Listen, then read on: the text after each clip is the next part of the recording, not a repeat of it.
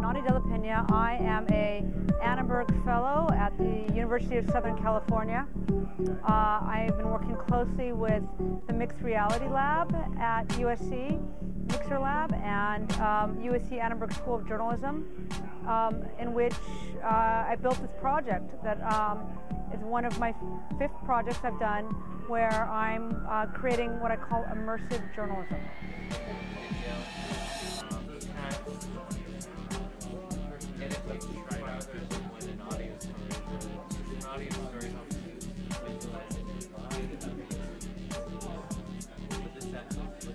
What I've done is we recorded audio at food banks.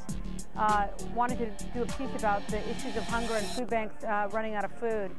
And we recorded audio until we captured a day where a guy went into a diabetic coma while waiting in line for food.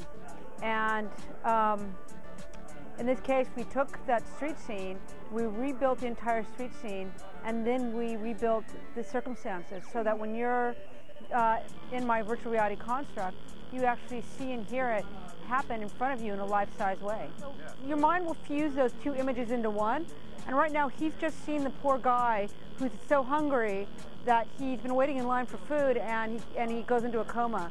So right now he's actually watching the guy on the ground having a seizure, which was basically a recreation of what really happened.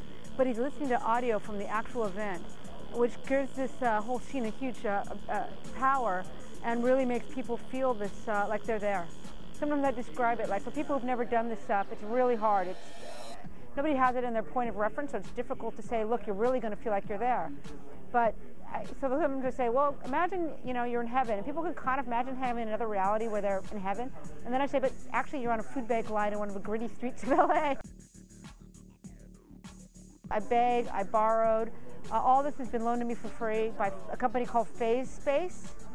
The virtual reality goggles were built in the Mixer Lab, particularly by a guy named Palmer Luckey, who just put his new headsets up on Kickstarter, asked for $250,000, got $2.4 million. So these headsets will be coming to your home very soon. So you'll be able to wear your own virtual reality goggles. The technology is moving very, very fast. I could put in photoreal people now. I could scan people and put them in as themselves. You build it in Unity 3D. That's a free open source software. You can get all your assets for cheap. So building the content, you could do 1, 2, 3D catch. You just photograph in a 360 way where you are. You upload it to them. They'll spit you back the 3D models within 20 to 30 minutes. The cost of building this stuff is just plummeted. Then you have to think about your display. If they want to do it for a mobile phone, great. If they want to do the immersive being in this kind of space, I think that my experience has been, when I put this up, I always have a wait line. At Sundance Film Festival, where I first premiered this, I had 3-hour waiting lines. I can guarantee you people would pay a small amount of money to come in. I think newsrooms could make money. We've built a mobile app, so actually we've got these little fold-up viewers that you can pop in your iPhone or your Android, and you can just put this on and be immersed. It's not as physically immersive as this, but it's surprisingly immersive.